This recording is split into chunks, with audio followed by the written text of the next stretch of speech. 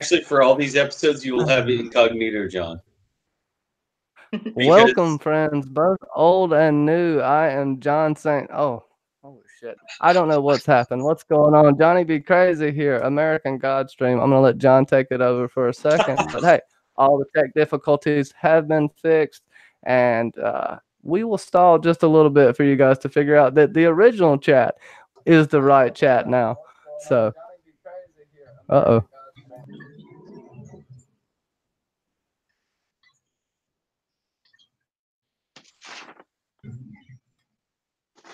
Okay, so anyone who's a real fan of this show or this book, do you understand what incognito, John? Is this your version of Mr. Wednesday? This is me. This is me after you ride on the carousel. This is the God form. Yeah, it's me in a Public Enemy T-shirt. So, brief synopsis. What happened this episode? What the fuck is a Lami? A lot of fucking shit. How much are we going to try and avoid, like, any book spoilers? Okay. Or are we? No. We need to set this out. This is episode 1. Spoiler heavy. Book spoilers all over the fucking place. Good. Speak of whatever you please. Because one of the things I would like to discuss significantly is how the book and show have diverged well, as opposed to certain other shows that we might speak of. Darn. But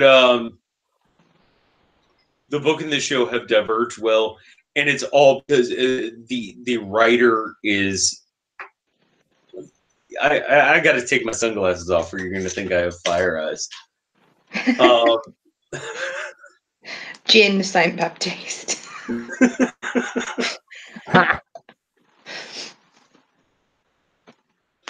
But Gaiman is part of this. He's adamant about being part of the entire creation about this, and I personally have liked all the changes that have been made. How do you feel about it, Amy? They've missed out a big chunk in the middle, so I wasn't really expecting them to go straight into the House on the Rock for this bit. I was expecting all the dying stuff in the middle, but I like it how it's just flowed straight on from the last episode of season 1. It's literally like hours after that has happened, because it's on the news on one of the is it in the hotel? Yeah, in the hotel. It's on the news. It's obviously like it's not long happened, so the events are just carrying on. We're not going to have like some diverging thing. It's just at the moment sticking to the storyline. Have fun later, but I like about the hotel, but no, please go on. Oh, I know there's a cool thing in the TV screen in the hotel. I've got notes. Look. Only a few, not Battlestar level notes, but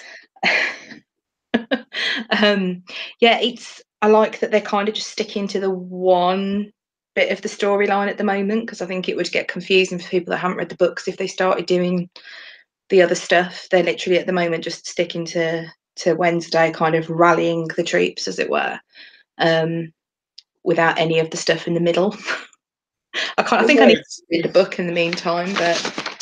And also, a book you could write back in 2000 is not a show you can put out in 2019. Mm. I mean, I think I think he's recognizing that well. Like this was a book that came out 20 fucking years ago, essentially. Yeah. And there are certain things that you can't put in there, like Orlando being cast as Anansi. Like, that's not Anansi from the books. But it works. It works so fracking well. He is very good actor. I really like the actor playing him. He's brilliant. Oh, and I love when they go behind the veil. Oh, with the extra eyes and everything. He looks fantastic though. They've done brilliant. He's in the fucking dreadlocks, and he's like, "Oh, let me tell you a story." It's great though. I like it. It's like he's even got like marks on his back, like from being a slave and stuff. It's those little touches. They're fantastic. That awesome. Yes, you got that. I didn't know if anybody else would catch that. Oh yeah. But I should have known that you would, because you're brilliant. I have watched it twice as well. I actually managed to watch it twice. Like, I don't manage that with some of the Battlestar episodes sometimes, so it's pretty good. Oh, also the Japanese goddess. You know, she's got you see the tattoo on her back. No. Okay, I did not catch that. Okay, well, it's Japanese writing, right? Apparently, so I have heard, it actually says "believe in me" or something along those lines in Japanese as well. So that's like a little Easter egg. That's interesting. There, we were both club kids. So back in the day, there was this girl who always wore these drop down back dresses, and this beautiful woman. Oh my gosh, she was so beautiful, and she was half Japanese, and the only tattoo she had was she had a kanja on every bone on her spine.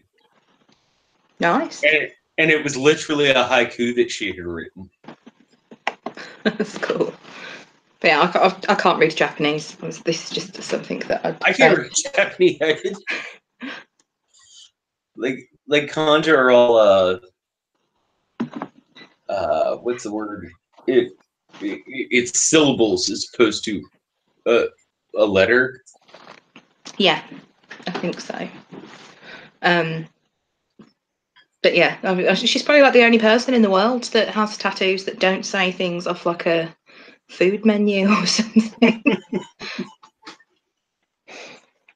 It's probably, all these people walking around that have these tattoos and it just clearly says wasabi or something. But I like that. Completely off track now. But it's good if that is genuinely what it says. That is such a cool touch to have, because very few people are probably going to know that. Those little details like that just kind of add to it. I loved that whole scene though, backstage. Actually, I need to. I just don't ever. I don't want everybody to see what's really going on there. I don't know. I do think it's funny that I've taken your persona in the chat. So, I don't know what the hell you guys are talking about, but it does sound interesting. And are you doing the chat? Neil Gaiman is fantastic, and I'm definitely gonna give it a try. The first episode threw me off, and I couldn't really get into it. But you know how sometimes you can be in a mood, and you just won't like a TV show, no matter what the hell you watch at that point. So I'm gonna definitely give it a rewatch. At least you have the advantage that you can binge it now as well. You can just binge the whole first season. So, I mean, and this is something that two people who you like and respect, at least from what I've been told, passionately love.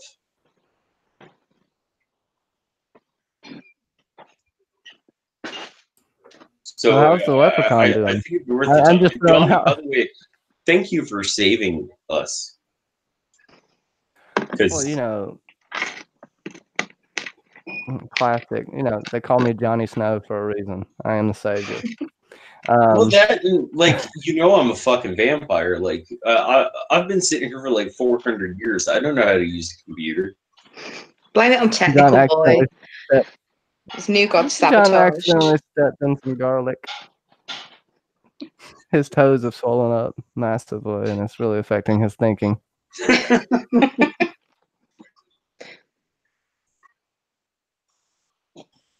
LMR says, "What do y'all like about the series? What do you all like about the series? Like, what is your favorite thing with the series?" I think that's a good question. Maybe get y'all going here. I can't help myself. Natural host here. I would take it further. Amy, what divergences from the book do you like about the series? I like it moving quicker. And like, that's not to say that I don't like the full story in the books, but they've kind of skipped over some parts and made them a lot shorter. Like the first time Shadow meets Chernobog and the Zorias, it's so much longer in the book, and it goes on for quite a long time. Whereas in this one, it's like one episode. What the hell was that? That's apparently me. I don't have a magic lasso.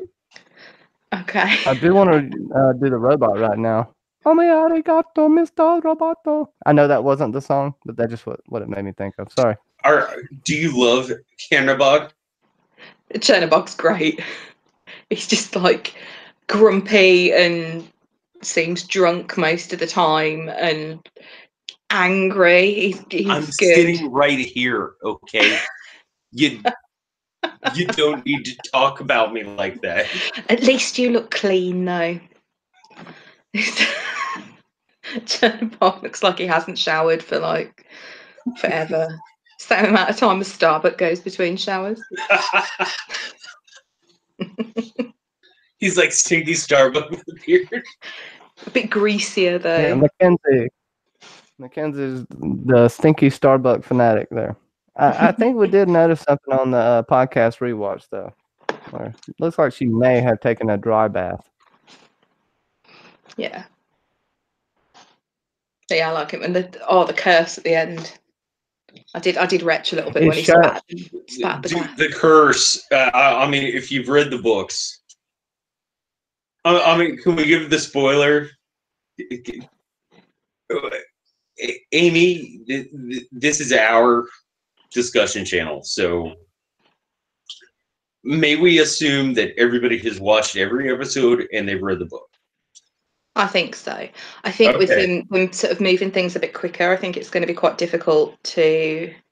No, because they plan on doing four seasons, I think. I don't know about 4. I know I've seen talk about a season 3. I wonder though if they're actually just waiting to see how this one goes first, because obviously the showrunner's left, so it's. And where's media? We'll get into that in a minute. But no, wait. Chernobog delivers the curse. Like, that is fracking awesome. You will die ignominiously. Like, I can't remember it word for word, but no one will mourn you. You won't have blood on your hands. You will die with a lie. Like I got chills up my fucking spine. Like, I've read this book like at least 10 times. And still, I got chills up my spine when I read that, or when he said that. Like, I was like, fucking balls. Yeah. It's like, because their relationship. Fucking bullocks. His relationship with the Zorias is quite odd, really, because they're sort of. I don't think in their sort of their history and stuff there's much of a link between them. But it's like, I don't know. I don't think they'll do it for the show, but it would be cool if they kind of did a little brief bit of backstory to find out how they ended up essentially being housemates. It's just because they came from the same place and they found each other and they were like, oh yeah, we come from the same culture, or if they were in the spit on the window. Oh, Like, that was just. The brain slammed on the table, fine. The spit, no. Like, I come from that kind of culture. Like that's how you make a promise. That's how you make a. Like, Amy, honestly, you've known me for quite some time now. Can you see me spitting? Could you actually see me spitting? Not on a window. Hashtag John swallows.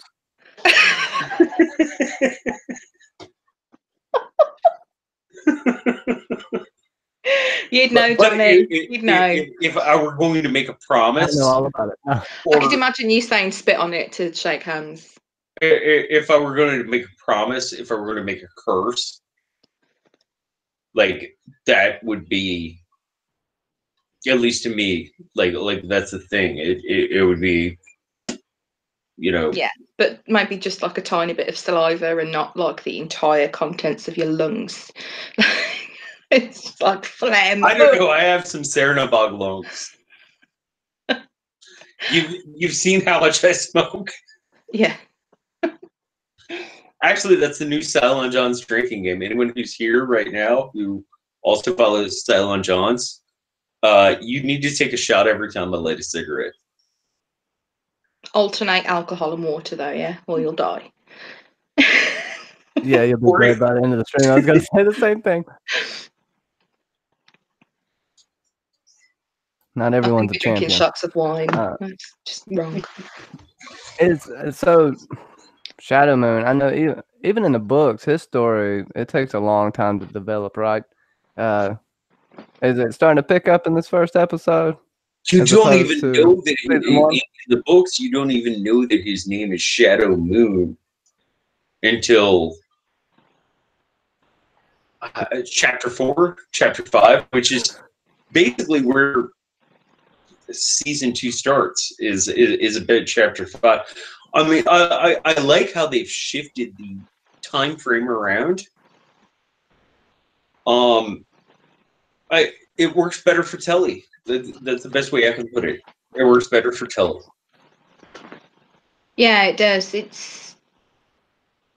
It would be too much, I think, for them to be focusing on sort of all the other stuff, and it probably goes quite deep into some of the Norse mythology. And then because you've got, obviously I can say this doesn't really matter about book spoilers, but because you've got essentially Wednesday's dead for such a large chunk of time, they'd essentially just be having like one of the main cast out of action for however many episodes. And I mean, and they've changed dynamics between certain characters.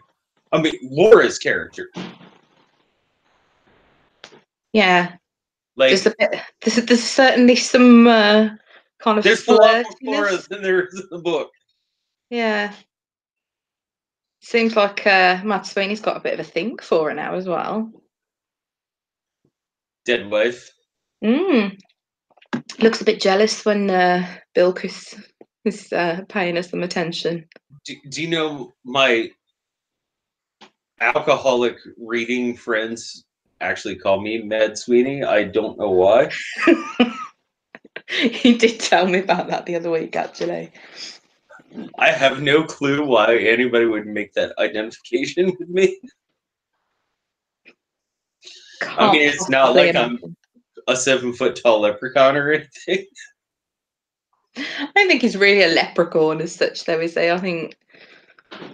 Well, no, they do go into that in the book, and yeah, I think every episode of this we need to just the minute we start this, we need to say spoiler alert.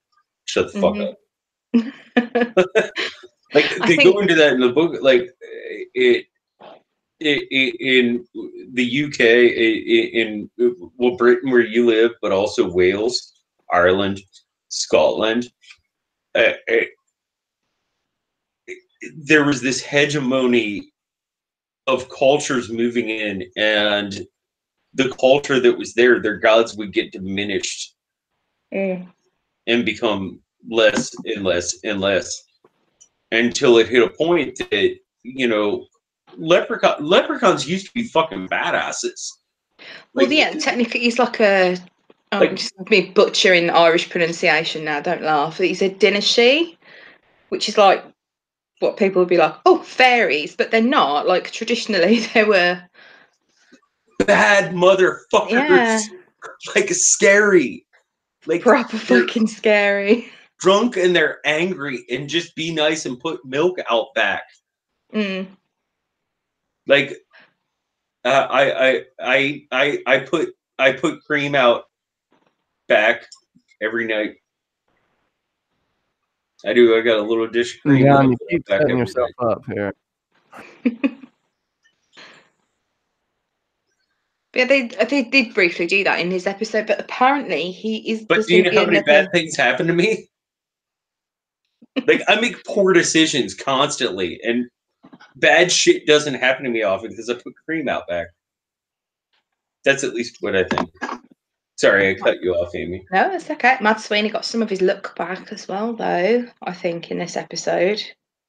After everything, he's like, so when he flicks his cigarette out the window and it comes back in and like burns his neck, like he's saying he's lost all his luck. But... You took my look, dead wife. Exactly. Just call her by her name. I love that. Oh, dead wife's brilliant. No, she is not that person anymore. No, he called the fucking roadkill Rhonda at one point. That was brilliant. Roadkill Rhonda. I don't remember that from the book, but yeah, just the sniper had got the light on him and he slipped on that blood, and then the bullet hit Laura instead. So he hasn't lost all of his luck. There's obviously some still there. Otherwise, that bullet would have hit him. I want to know where they got the bullets from as well. How can they kill a god? He shouldn't really be able to. One of those things like, they're like magic. Well, gods can die. They can. I wonder if it was only certain ones, because apart from the Zoria that was killed, the other ones that were killed, we don't even know like which gods they're supposed to be. So Mama G, we know who she is. Oh yeah, she didn't get shot though, did she? No, she's like... Callie. How do you feel about Callie fucking cleaning toilets at a hotel? Like, that for me was like one of the striking moments in this episode. It was very odd. Like, this is Callie. Like, we're talking about the original badass bitch. I got the impression there's a bit more to it. When you see her sort of standing on the balcony and looking around, it's like, it's almost like she's kind of doing something undercover, like she's up to something. Okay. Like she seems to know that they're all coming. Do you know why I love talking to you about this? Is because we're both watching this together. It's not like I'm sitting here. Not like that stuff. Hey. You don't know what's going to happen either. Season 1, and now we're watching season 2. No. And Gaiman's going in a very different direction, and I love it. I'm glad he's still got input on it, and I don't really know anything about the showrunners that have taken over. Obviously, I love Brian Fuller because Hannibal, so it's kind of like, is it still going to be good when he goes? And that's kind of rumoured to be why Gillian Anderson didn't want to come back, and then the actress that played Easter, she didn't want to come back either.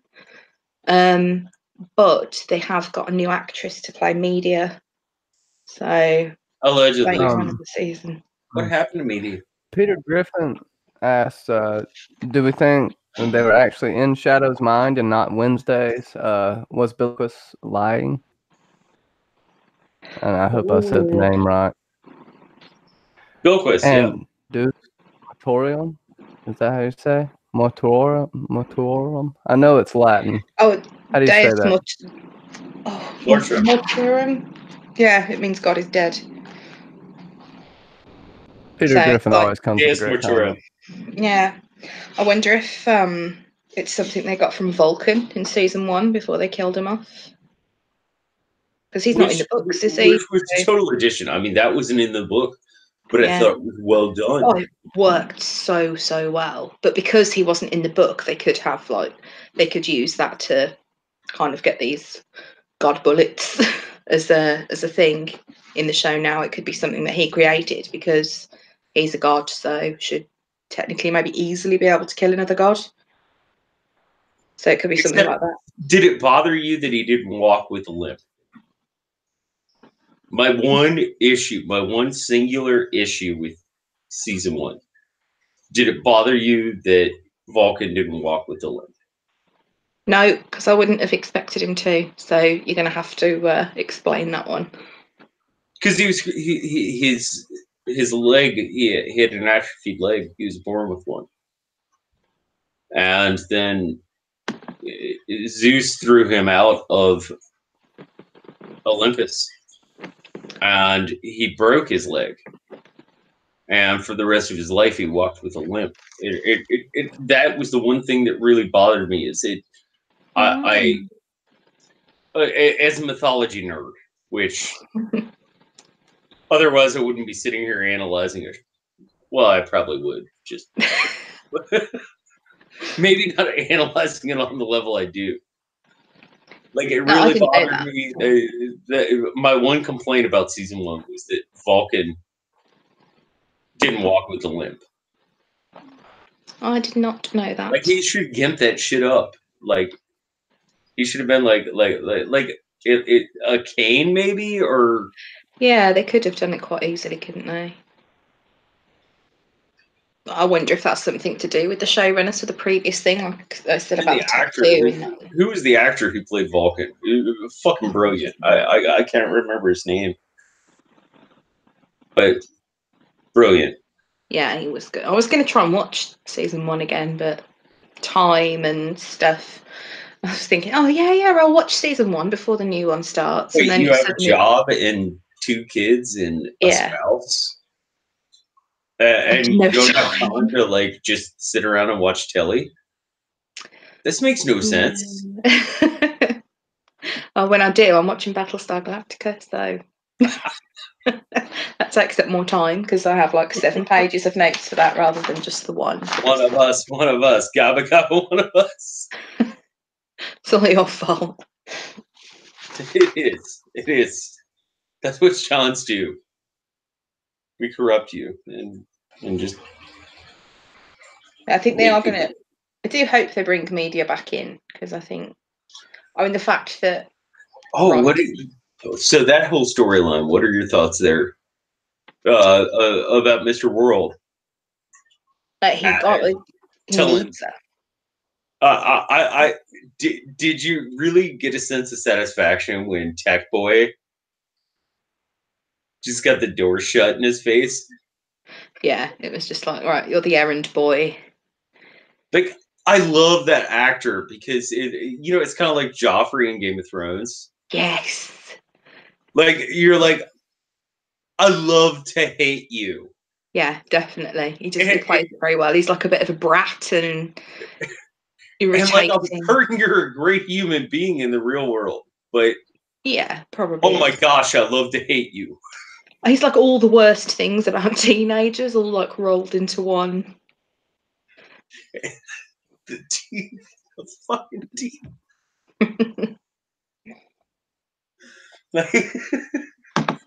Well, his teeth got knocked out. That didn't happen in the books, but I thought the scene was great.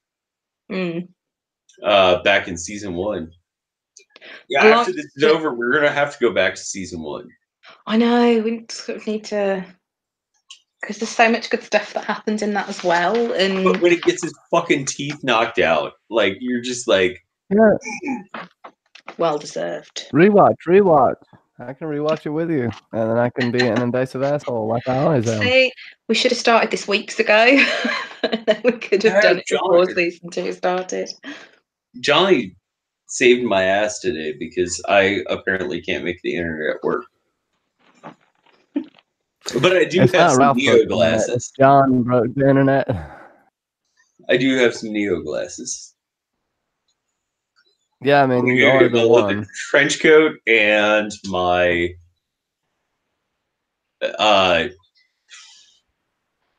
Uzi. All right, man. You might not want to be going down that route. And I'm gonna walk into a building, metal detector. No, man. No. Stop it. I'm trying to save I don't you know from what I would yourself do right it now. for. Peter Griffin said in the chat about that they had crazy. Mama G with. Sorry, Johnny, what were you saying? I was saying save John from himself. Go ahead. Yeah. And one of the things that I picked up, Peter Griffin had said, you see Mama G's got 3 hands, like in the hotel scene. That was awesome. No, she had 6. She had 6 arms. Oh, she did in the God scene. But in the TV, the reflection of the TV screen, like when she's putting the little things on the bed, you see 3 hands come in and put 3 things down. And then just for a split second, when she turns the TV off, there's 3 arms. I thought that was brilliant. Obviously, I knew that's who it was supposed to be because I've read the books and I knew she was going to be in it. But it's just sort of, again, it's like one of those really cute little Easter egg things that they throw in, because obviously they kind of reveal who she is anyway when you get the backstage scene. But just like that, it's one of those, like, it just confirms if you're sitting there thinking, is that supposed to be her? And I love how they throw in those little things for the readers, for the book people. Yeah. And also for people who, are paying attention, who these gods. That's why I said my one disappointment was that I didn't have a problem with the whole, the Vulcan story arc. No, I liked it. Like, I had no problem with that. I had a problem with the fact that he didn't have a limb. And I wouldn't have known that because I didn't know that, so that didn't bother me. I have a very useless degree.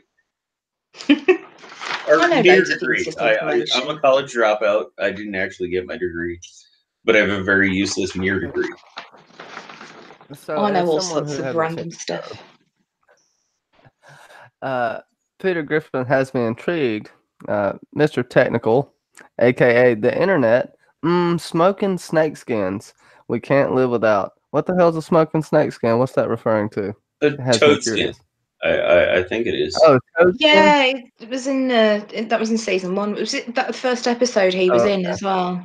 So there are certain poisonous toads in South America that hey Shade, have biphotonin in their skin, and there are people who are synthesizing that now and making it into a drug. DMT. So that's what he's doing. But I assume he can get away with smoking it because he's a god and it's not going to have any ill effects. Zernabog. I love that they. I love the moments when they bring back the actual specific dialogue from the books. Even if and when it's in an entirely different context. But when Zernabog is like, I like the cigarettes. I am cancer. It reminds me of, they used to burn incense. Oh, the burnt offerings, yeah. I'm pretty sure word for word, it was the same monologue. I don't remember. It's been so long since I've read the book. They take those moments. This is how you get translating a book to telly right. Yeah. I liked, there's something that people might pick up as well, that just from watching the show, when Salim and the Jinn are kind of reunited, and the Jinn's saying that, like, he shouldn't be there and he wants him to go, and Salim says, I don't grant wishes. That was great. It's right. Kind of what the Jinn had said to him. So people that were just watching the show would pick up on that as well. But it was a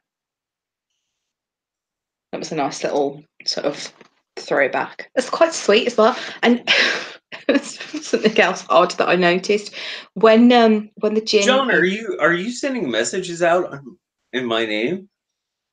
Oh my gosh! I just realized. Yeah, I've been doing it the whole time. I've been letting everybody know it's me.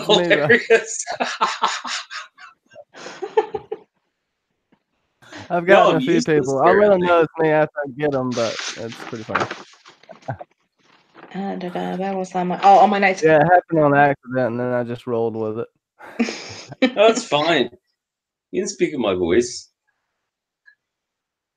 At the end of the day, we all know who's the big spoon and the little spoon. When the djinn pulls his glasses down and you see the fire eyes, Salim looks all kinds of horny when he looks at him. It was just the funniest thing, that cheeky little grin he does, and it's almost like he's nudging Laura, like, whoa, look at that. He certainly likes it. And I wonder, why wasn't Mad Sweeney allowed a fortune? That was a bit of a what's going on there? Because obviously they didn't want Salim and Laura to have one because they're not gods, but they specifically left Mad Sweeney out of it. So it's like, that's interesting. And then they walk off, and you can walk up and get your fortune. I loved, by the way, I know you're a book reader as well. I loved that they gave the exact same fortune to Shadow. Yeah, and you kind of get it as well. Your color is none. Was it your lucky color is dead? Your motto is like father, like son. Yeah. Yeah. For anyone who hasn't read the books, or the book, like, it seems like books. It really does. It's a very big book, though. It's right, and that just shows the brilliance of Neil Gaiman. I just think the paperback's like that thick. It's quite a chunky one, so. I have actually. Okay, so you're one of the Jills. The reason American Gods is the reason that I love what Adama says to Laura Roslin about never loan books, because I've given away at least a dozen copies of American Gods. Because I loaned it to somebody, and I'm like, you know what, just fucking keep it. You're not going to return it to me. Yeah, because you're going to want to read it again. So, but they get my copy that's got highlighter and notes written in the corner and dog-eared. You're not getting some pretty nice first pressing. Could not put a highlighter pen in a book. Oh, I couldn't do that. You're getting a Baptiste book.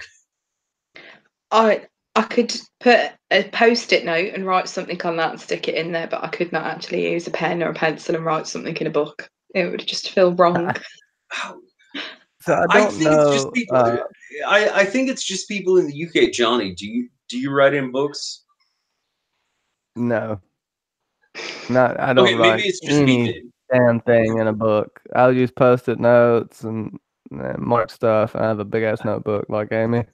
Oh, yeah. I've got the pen. I've got the highlighter. Because Lauren yelled at me for highlighting.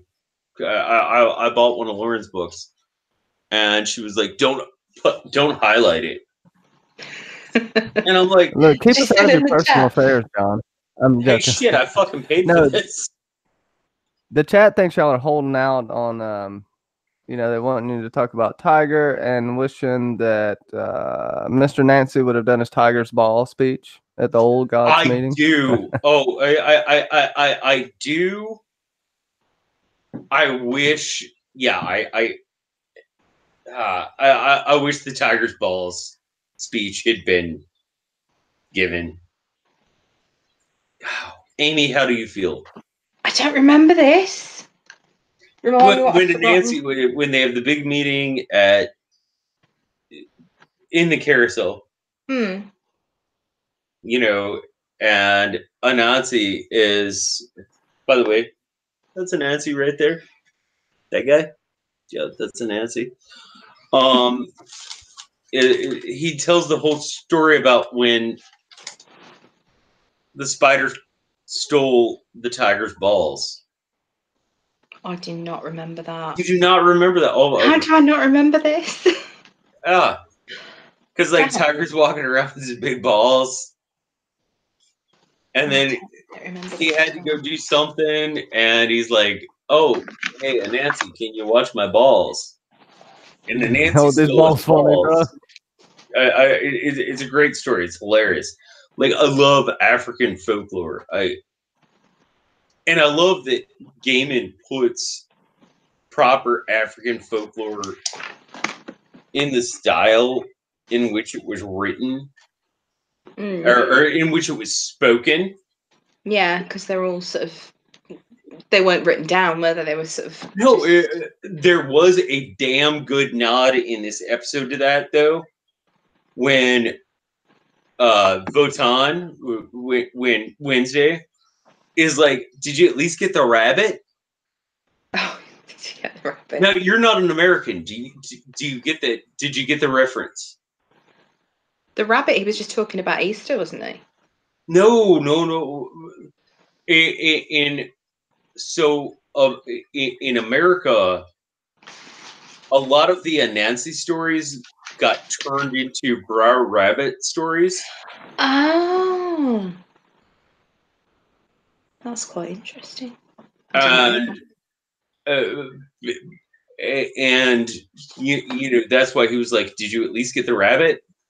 And then yeah, like Anansi's like, yeah, after you ran over all those rabbits, like you're a rabbit serial killer. Nobody wants anything to do with you."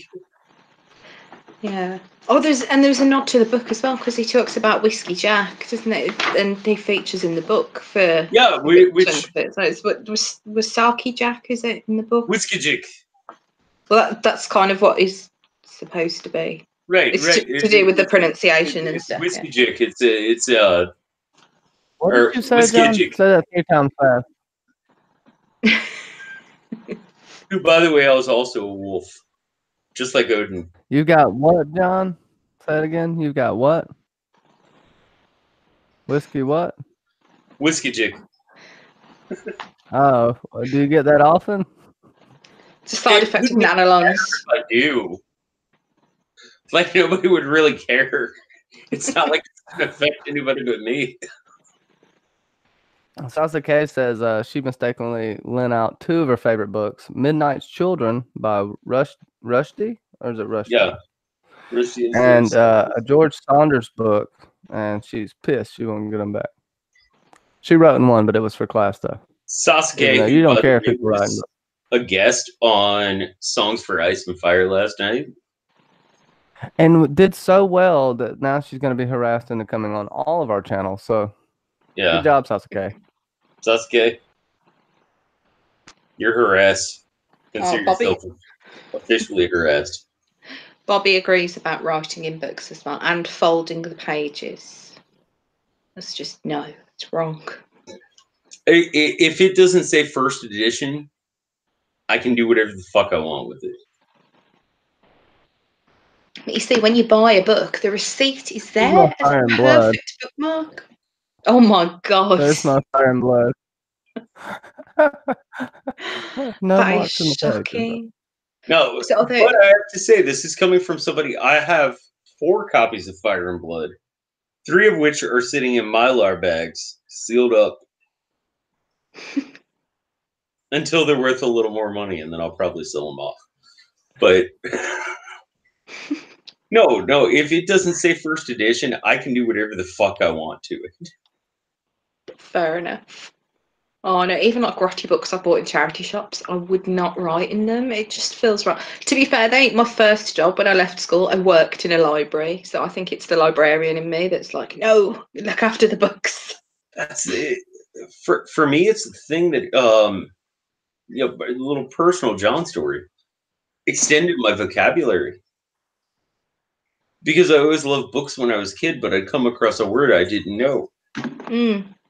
and if I didn't know it, I write it down in the back of the book, like on the back cover, and then I'd look it up and I'd write down the definition, and I'm like, okay.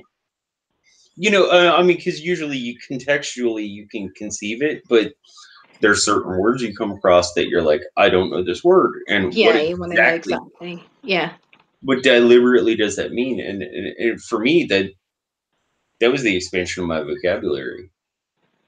Yeah, I mean, I would have just looked it up in the dictionary. I'd literally like put the book down to look it up in the dictionary and then carry on. I couldn't come back to it later. I'd have to know then, like straight away. And I write everything down. Notepads. Actually, somebody who's going to get one of the Silent John lunchboxes is going to get a blank John notepad. A blank I might one. sign it. So, no, you should give them one of your pages of notes that are in your strange made-up language or something. I might write some dirty shit on the cover. And then just... Decorate the cover first.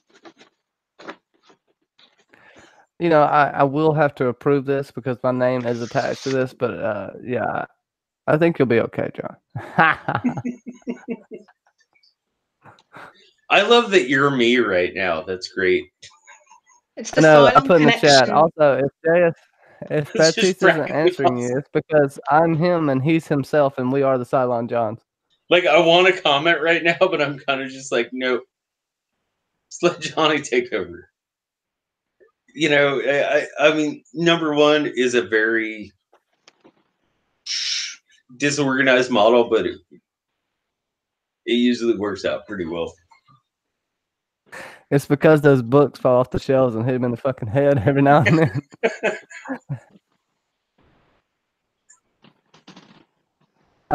Let's Okay, see. so back to American Yeah, I mean, I Gods. see some stuff going on in the chat. Hang on 1 second. Great. Hold the fort. So, let's see.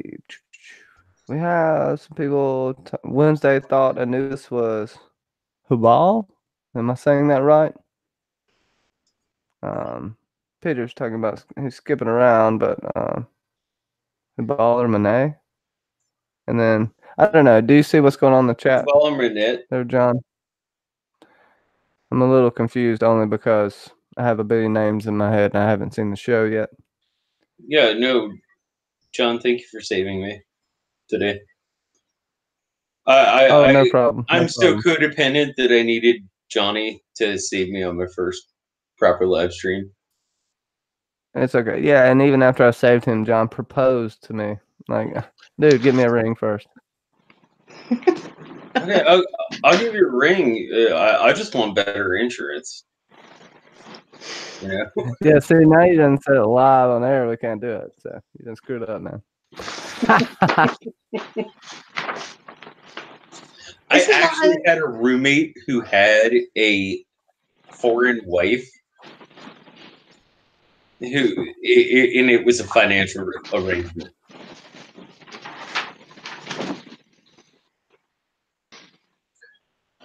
By the way, what's everybody think of it behind the carousel, John? Backstage, John. Backstage, John. Anybody? I think John just farted. Everyone, excuse him. No, Amy, I know you were were you going back and forth with Peter a little bit, asking him what he meant? Did you want to touch on that a little bit? Hang on, where's it gone now? Let me find it. Skipping around, but then Wednesday thought Anubis was Hubal. Hang on. And he thought he was another god? Well, you have to remember that Wednesday knows the name of every god. In fact, It's the one time you see him, if I remember correctly.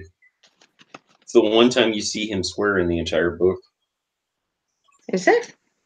Is when he says that I know the name of every god, every fucking one of them. Yeah, but he's talking to Salim. It's not Anubis. Anubis isn't in this episode. No, but That's why I was confused. I was like, when he says Hubal and yeah. Salim's not God, he's a human. That's I think no, they've just kind of got a bit lost. Taxi driver. Salim, not Salim. No, but I'm talking about. I think he was referring Hubal and Manette, if I remember correctly, are. No. Okay, Manette is definitely Anubis, and gosh, it's been so long since I've read any Egyptian mythology. Like, yeah, it shows you the brilliance of fucking Neil Gaiman as an author. Yeah, I'm not sure we're supposed to see Mr. Jackal in this season. Actually, again, it was something that I read, but there's a lot of kind of theorizing, I think, about what's supposed to be happening in the rest I of want it. more Jackal and Ibis. But Bast is going to be in it. Oh, so you've been watching like behind the scenes and like extra, just like reading. You know, I avoid all of that. Just reading random crap online mostly, but yeah, Bast is going to be in it, like in a human form, not as the funeral parlor cat. I don't know what role she's going to play. Parlor cat. I mean, seriously, we both read the books, and we said this is a total spoiler full channel. Mm. Yeah, I'd call Bass the fucking parlor cat. I like that they're going to put her in it as well. And hang on, let me find it. I can tell you who else is going to be in it. They've cast. Who would you cast personally as Bast? Like, I think that would be a difficult decision. I think Tandy Newton could play it quite well. Okay. Oh, you don't watch Westworld, do you? She's but I know the actress that you're. Am I on Icon right now? Bro, no, Johnny's on no, Icon. you're not. And Johnny. also, no, I was Johnny's don't me get right now. confused Yeah, by seeing yourself. He fell in love with his own picture for a second.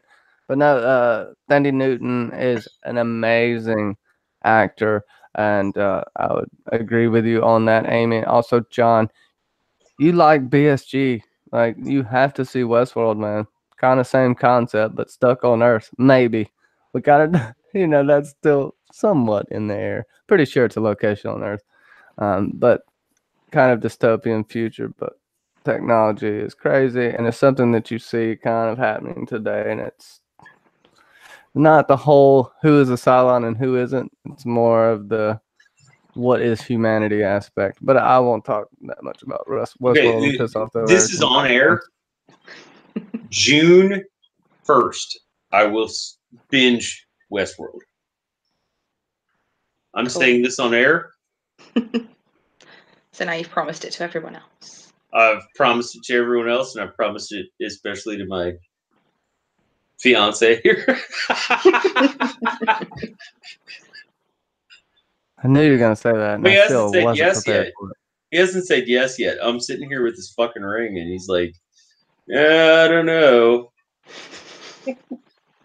Is that because give me a ring means something completely different, though, as an Anglicism, or is that not something you'd say? No comment. I don't know. I plead the fifth. 1, 2, 3, 4, 5. But they've I was gonna say they've cast Baron Samedi and Thor and Alvis already as well, and the new media. And yeah, I was right. It's Mr. Ibis is going to be in this, but not Mr. Jackal's not in this season. I don't know what's happened if the actors buggered off as well. But yeah, I think the other two left because Brian Fuller left, as far as I'm aware. Yeah. What's her name from X-Files? Gillian Anderson. Yes, thank you. I had a mini crush on her in high school. Oh, she's gorgeous. But she's aged very well as well. Yeah, she's she's in Hannibal as well, so obviously she's had a working relationship with Brian Fuller for a long time, so she was quite attached. So that's kind of why she jumped ship, as it were. Didn't want to stick around when he wasn't sticking around as well. But I mean, they've recast her, so hopefully the Well, which gets us back to the question: where is media, hiding. and who is media now? Oh, I can't remember this. No, it could be anybody. Yeah, it could. Okay, my one issue: would you let Bilquis on the fucking carousel? No, she wasn't invited. She wasn't invited, and she's hanging out with a cell phone.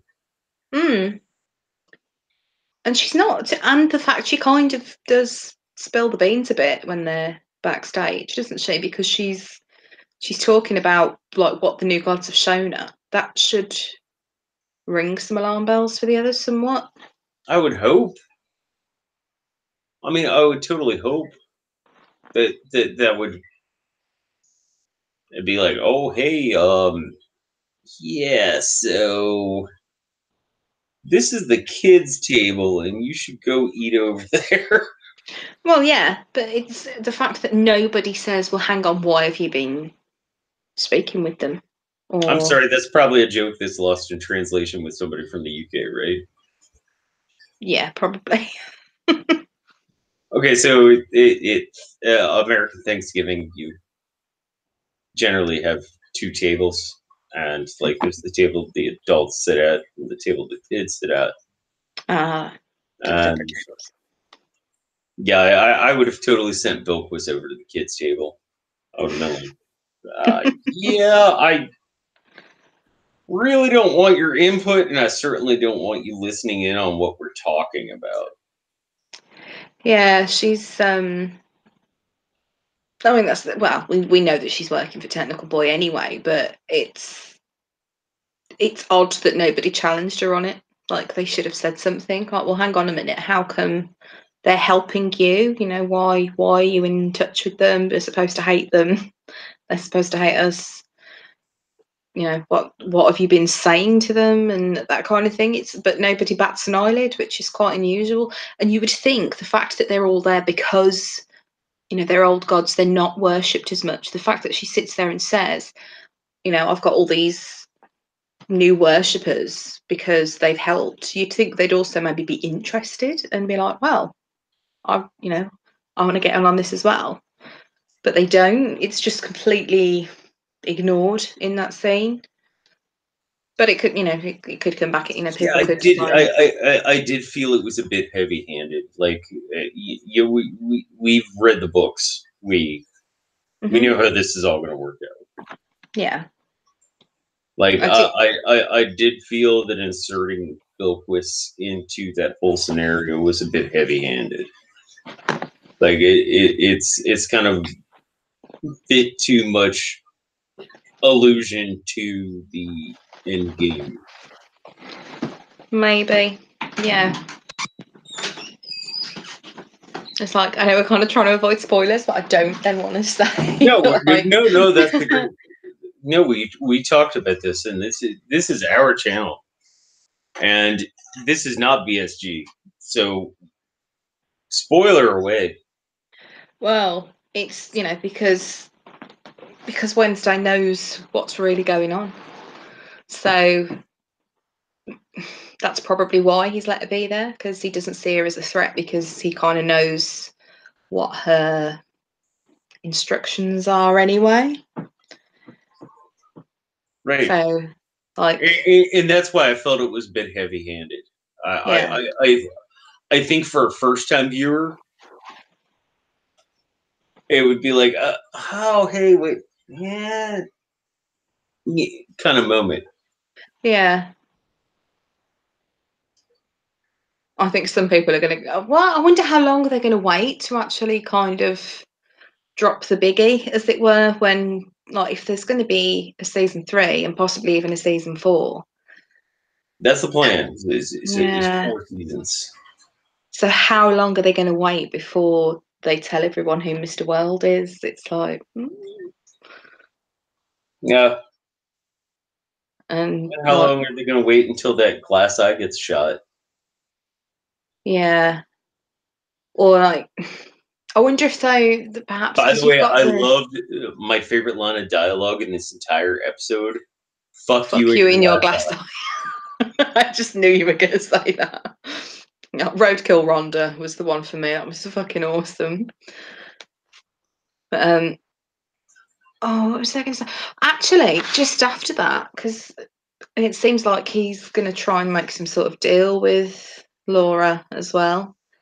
Like, he kind of hints that maybe he can fully resurrect her. Just after that, Shadow is really funny with Mad Sweeney. Like, he's kind of getting a bit pissed off that he's got close with Laura. It was one of the things that made me think if there's going to be some sort of weird, somewhat relationship between them. How did you feel about Shadow taking over Nancy's job? A sort of rallying the troops kind of speech. Yeah, behind the scenes, backstage. I think. Did you have any thoughts on that? It was well done. I mean, like, they come at it from different angles. So, like, Anansi sort of, it's like he's angry. He's angry, and he's like, he's saying like, we've always been at war, and we're not going to stop being at war now because we always have been. He's sort of saying, it's always been that way, and this is just another war. No, it goes back like these fucking whip marks. Like, that sent chills up my spine. The first time I watched this episode, I was just like, "Oh my gosh, they just did that." Yeah, it's another thing. It's like probably not picked up necessarily by people that have just watched the show, but he's angry. That's what he's channeling. It's sort of the anger that's the kind of the angle that he's coming from. Is we've gone through worse, so this is what we do. We're always fighting someone. No, he's an African John Lydon. And I'm just trying to think of something stupid between Anansi and. I didn't mean that in a funny way. Like, I actually meant that. Like, if you have you read his book, his autobiography? No, I haven't actually. It's called No Dogs, No Blacks, No Irish. And back then, back when he was a kid, that would be posted out in front of in shops and yeah. Like, rooms for rent, no dogs, no blacks, no Irish. Mm-hmm. And so that's why he named it that. Like Anansi, his character reminds me of that because he can be funny. He can be, he's funny with he can his. be terribly charming. Yeah. Like, ridiculously charming, and I love that they cast Orlando in there. Like, for me, that was the nail on the head. Perfect cast for this show. Yeah, even when he's kind of mocking someone, he's funny with it, isn't he? He's not sort of horrible. Right. So, like when he's taking the piss out of Shadow's clothes, but it's just really funny the way he says it. Yeah, you're a big man. What, you were a little kid until, like, what, 14? You always got picked on, and then you got big and muscly. And he's saying like, I was such like all these lovely clothes, and then now you look like crap again. Oh, that's actually just reminded me, Anansi and his clothes. When you see the spider at the hotel, it's the same colour as his suit when he's in his human form. That was, I think they did that in season 1 as well at one Yeah, point. that's what I love about this uh translation from book to show. Like they hit all these little tiny things so perfectly. Yeah, like you couldn't have had that in the book, really. But that it's just one of those little things where you know straight away that it's him, and then when you see him in the suit, you're like, oh, it's even the same colour as the spider. It's awesome. But I like spiders, so And he fucking dresses well. he does. Like, as somebody who most of the time dresses well, like, you know, this is backstage, John, for American Gods chat. But, Yeah, like, as somebody who loves dressing well, like, Nancy fucking dresses well. he does. Very much so. So I'm feeling the spider live tonight because one of our tarantulas molted today as well. Yay. Um, One of your tarantulas molted. yes, we didn't know Okay. that. Well, we kind of thought he was in pre-molt, but we didn't realise that he would be in pre-molt for such a short time. So we were expecting another couple of weeks of him being like, no, I don't want to eat anything. Now, And he surprised okay. us. Oh gosh, I wish we were podcasting now because I'm going to totally get off topic. Like, I'm familiar with snakes, and snakes get unpleasant. Like when Kenzie's they not even here. Why am I not saying it? Snakes get cunty when they're molted. Two spiders. This is your channel, John. You're no, good. Yeah, but I'm trying to be polite. That's they just fine. don't Like, want to eat. But they can be a little bit aggressive if you're trying to feed them and they don't want to be fed.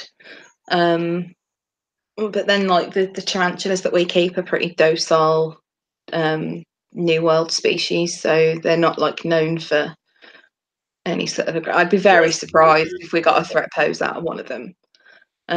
They pretty much, Like, if you if put, you have a Burmese that's molting, don't go near it.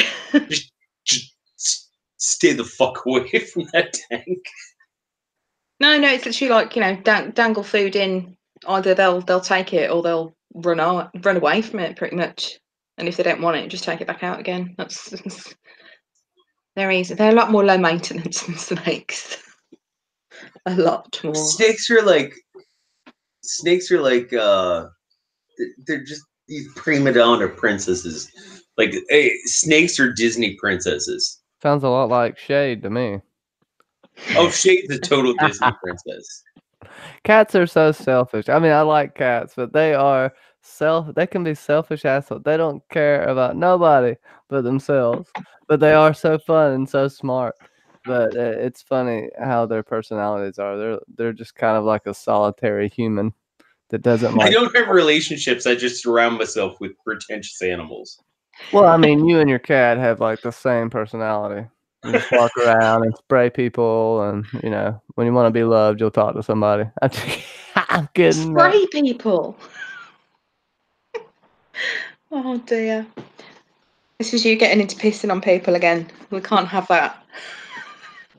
I love Johnny Watch Hang on, hopping in she's here a because girl. Girl like he's cats not don't even watching the spray. show. There's Shade again. See, here she is. Shade, there's the world. She heard me. She She heard me she call knew her that name. Johnny was bad mouthing her. Hey, Shade. Go ahead, spray him one time. Get him. Girl cats don't spray.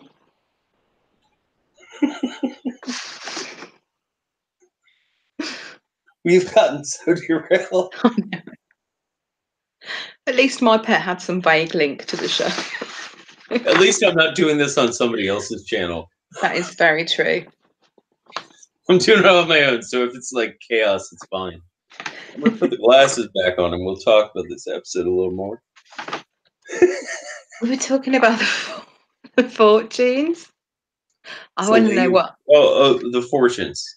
I want to know what fortune Bilquis got. I'd be very intrigued. Because she gives Shadow a look like Like it might have said something about him, like he knows what you're doing, because she doesn't know that he knows, if that makes sense. Like she doesn't she doesn't know anything about his involvement, so she's obviously going to be quite wary of him because he's essentially like leading the opposition for the team that she's with. So I wonder what her fortune said. It'll be quite interesting. A question to ask of you, because I consider you a person of pretty high moral character. No, I do. It depends how much wine I've had. No, I'm not. I didn't say ethical. I said moral. Okay. I don't have a shred of ethics. I'm just a very moral person. No, I do have high morals, I suppose. Would you, in Bilquis's situation, take the same deal? I think. Ooh, I think maybe to start with, and then I would probably change my mind because she is an old god, so she. Yeah, but it's not like a fucking soccer team or football team. No, I suppose. I don't know. I think it's kind of hard to decide. I think pretty much anyone in her situation would kind of just grab at any kind of opportunity to get back on her feet.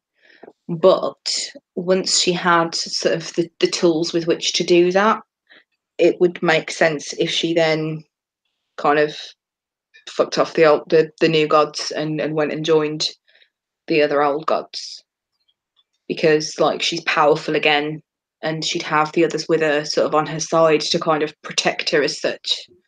And she could help them because she maybe has a bit of inside information as such, like she knew what was going to happen with the sniper. I assume she knew anyway. I mean, that's probably why she left so quickly, unless she was told to story leave. is diverged significantly from the books. Yeah. From the book. Sorry, I always think of it as more than one book. Technically, well, there's like a sequel, isn't? I've not read it. There's You've not read it? No, I haven't read the sequel thing. Is it Anansi's son or something? No, yeah, there's that. But like me personally, like inside American Gods, it's divided up into different sections that one could define as a book. Yeah, I know. It's like almost like a series of books rather than one whole. Yeah, exactly. Bronholler, what's up, man? That's a pretty good comment, I think. Bilquis's fortune may have referred to her death, assuming she dies in the same way as the books. Given the fortunes are deliberately vague unless it's hindsight, she's not going to know what it means. No, Bronholler, I agree. Fortunes, that's the way they're made to be. The Oracle at Delphi, like, never lied. Like, that stoned ass bitch always told the truth. But yeah, sort it out when it actually happens. Yeah, I mean, it could be. I mean, if it was foreshadowing her death or something, that could be why, if that's what Wednesdays was as well, why you found it funny.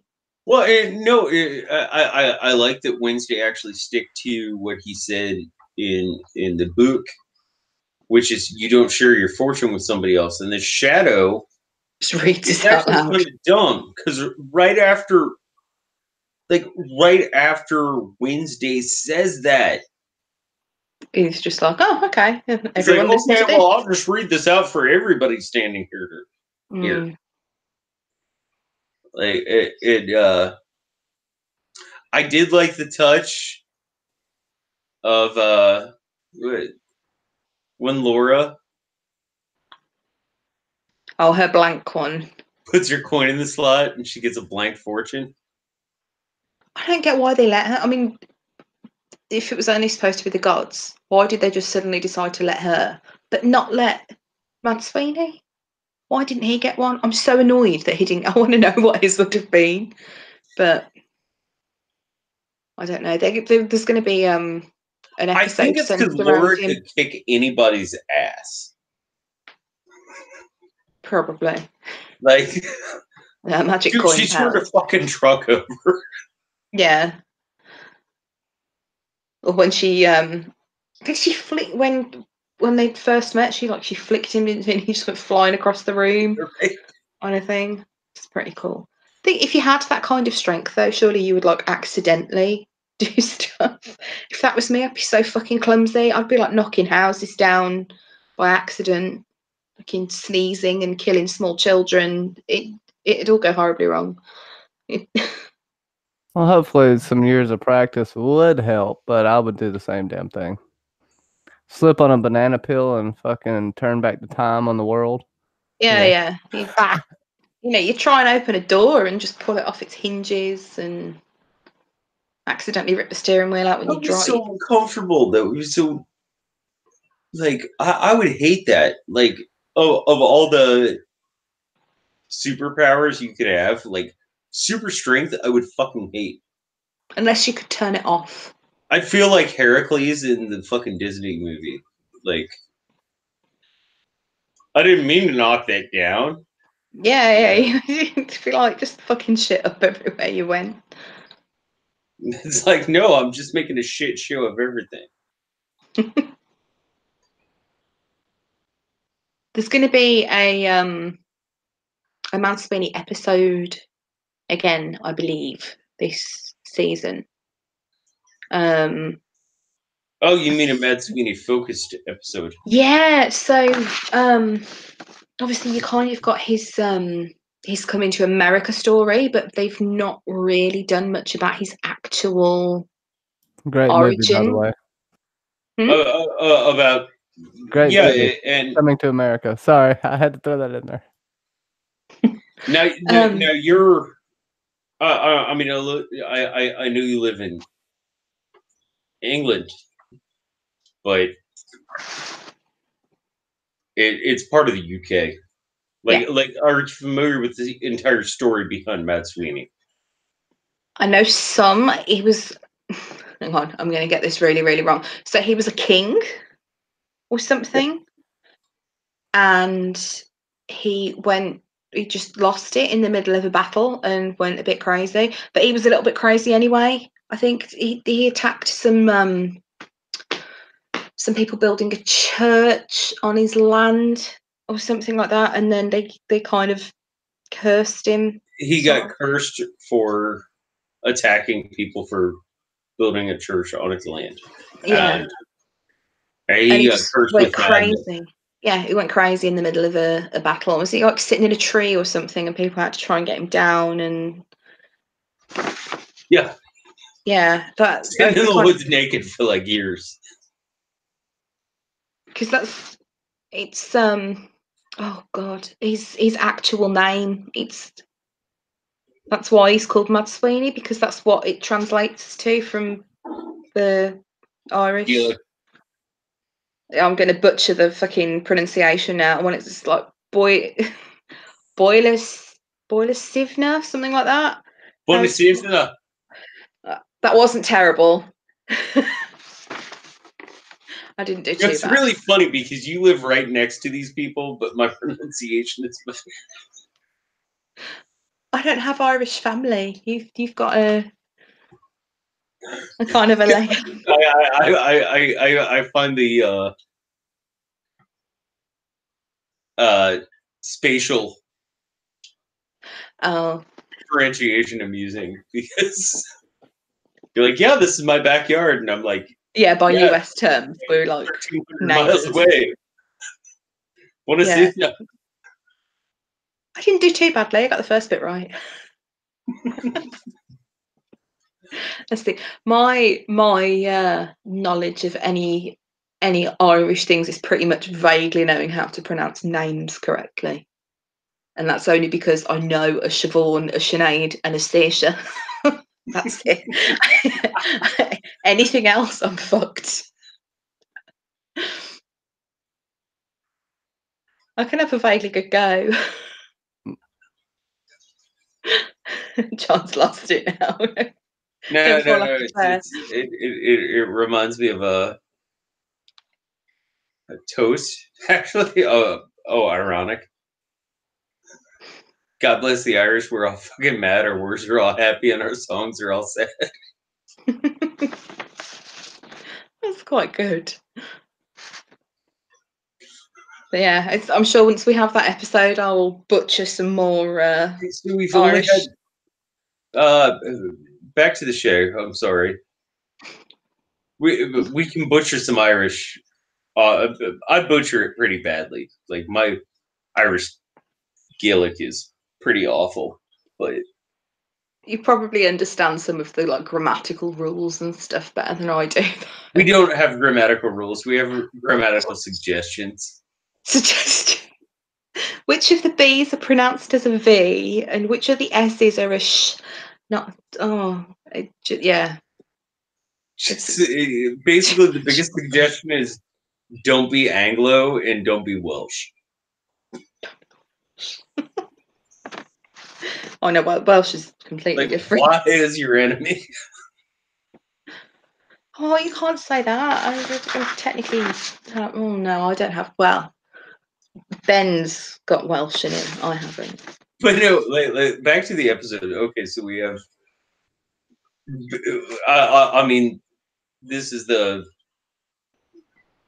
We've been alluding to this, but the backstage scene.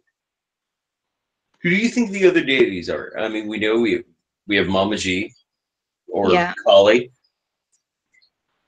You have Odin or Votan, or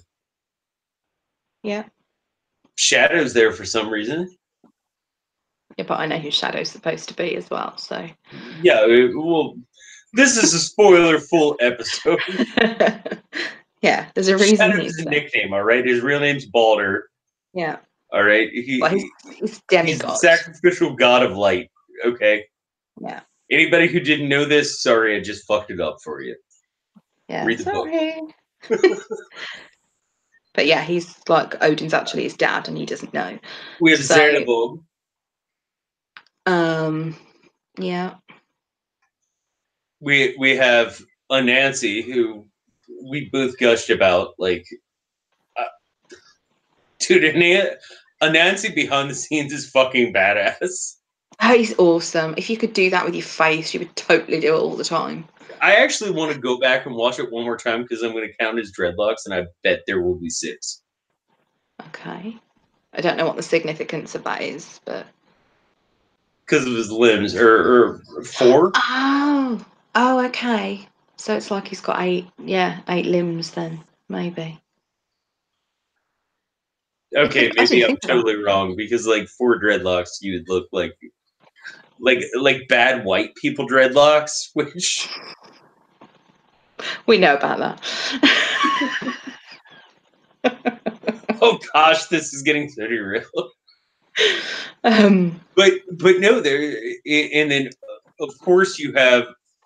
Oh my gosh, I love her so much. Zerna Zivasya. What? The goddess of the night, or the goddess of the twilight. Oh, Zoria. Zoria. Virchinyaya, something like that. It gets confusing because they're all all their names are so similar. She's the one with the V. Sorry. No, I was just gonna say Bron Holler says maybe he has 8 dreads. Would that be of any significance, John? Yeah, well, the entire point is that Anansi's a spider god. Yeah. Oh, okay, yeah. So if he had 8 dreads, that would make sense. If he had 4, because he has arms and legs. Yeah. Yeah, because he's like, obviously he's got his extra eyes. I like it actually though because. But yeah, with the extra eyes, oh my god, it kicked me in the face.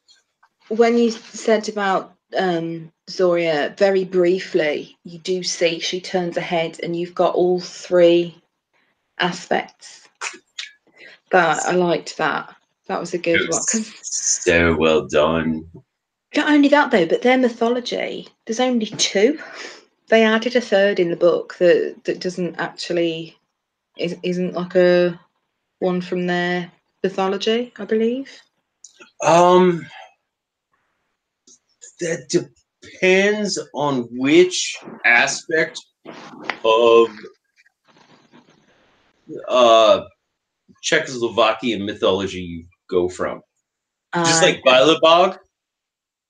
Like Bilebog, there's nothing written about Bilebog, but everyone assumes that there's Bilebog. Yeah, like the opposite for Chernobog. Of Xenobog. Yeah.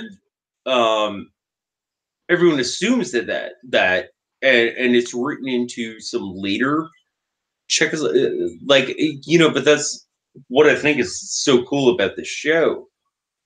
It's like it's everybody's mythology. Yeah, well, that's because from what I mean, I know very, very little about it, but my understanding was with them that there was two. There's like a goddess of the dawn and a goddess of the evening, and that's it. And it's just those two. But then having the three, it sort of hints at like the pagan theme, like the triple goddess. Oh yeah. I wonder if that's just to make it more obvious that that's it's supposed to be the same person, Right. kind of like different aspects of the same one. It's the same thing. If you look at Czech mythology, after people started writing it down, they would talk about a third goddess. Yeah. But before that, you didn't really hear about it, and it's that whole conundrum of, well, did we hear about this, or was it added in? I mean, that's kind of the entire point of this entire book and show. Yeah. People bring the gods they believe in to a country. Sorry, I thought I had something. And America's a bad place for gods. America's a really bad place for gods. We might have a church on every corner, but people don't have belief here. We need shit like Disneyland and stuff like that. And technical boy. I can understand. I'm right here. like me, like when I go to mass, like I have that connection just because of my own personal spirituality, but I have never felt like I was in holy place, except for when I walked into St. Patrick's Cathedral in New York. Outside of that, like, and Serpent Mound here in Ohio. Like outside of that, I've never felt like I was in a holy place. And you live in what is essentially called the old world. Ooh. Like No, I can let me no, throw something here I while mean I physically. Oh, sorry, Johnny. I was just gonna say, Bron Holler has a good point. What you talk about with America does, it's a dream killer in a sense, to the point where myths and legends are always stamped down. Bron Holler noted that it's not just a bad place for gods, but magic in general. The dwarves and leprechauns also suffer, and it's kind of beautiful how Gaiman does this because it mimics American culture to an extent. Amy, where you are, they embrace a little more paganism. They're a little more open to other religions, and other mysticisms are more accepted than here. You see a ghost, you're crazy, unless you see it yourself, or have any type of spiritual event other than the traditional route that people go these ways. I won't get into it. if you do anything other than that, it's looked down upon, and anything to do with magic is almost a sin. Yeah. Whereas here we're also fucking batshit. We managed to get Jedi recognised as an official religion during a census. Lord Buckethead. Oh yeah, he followed me on Twitter for some odd reason. Genuinely, with I can't remember what year it was, but the census where you just fill in all this random fucking information about the people that live in your house, and if a certain amount of people put down a religion, if it gets a certain number of amounts and it's not recognised as a religion previously, it will then be recognised one. And there was this whole fucking campaign to get people to write Jedi. Just fucking brilliant. You have fun with it. That's what I love about it. Yeah. And it's the little things, like, you know, I mean, that was actually a pretty personal story for me, but I put milk out back every night. Mm-hmm. Now you are probably like, you stupid fucking Mick. Like, No, I think it's no, but or no, you think it's cute and quaint, right? not quite as that. I don't know, because I wouldn't say that I'm sort of not religious in any real sense of the word, but if I were religious, I would swing towards a pagan kind of religion. So I don't find that concept silly. Well, I'm a pagan Catholic. Well, for everyone, pagan, before your alarm bells go off, it's just the worship of nature, okay? Like, don't go crazy. You know, it's just nature, the 5 points of nature, you know, spirit being one of them. Woo. I have just realised that I'm sat here in a top with fucking pentagrams all over it as well. So hang on. People relate straight up paganism with devil worship and all that. Like, it's complete, like, oh, it makes me mad how misinformed people are about that. Oh God, if we want to go off on that tangent, you know, every Satanist is a Christian. Oh yeah. In a sense, of course. They're just You can't believe in God, not believe in God. No, they're just Braves fans. It's like, or I'm sorry, to put it in Amy terms, they're just Celtic United fans. I don't follow football at all. It's all good. Don't worry about it, Amy. Yeah, I just, you know, of course, I will turn it into a philosophical rant because I have nothing else to talk about except, you know, how gaming's work does relate to culture, how it's perceived. I love how he ties that in. I love hearing y'all talk about this. I'm actually going to binge the show now. Thank you. No, but it is interesting. I mean, because you do have all these different religions are represented in the show, like the way they have Easter in the final episode of season 1. She's very much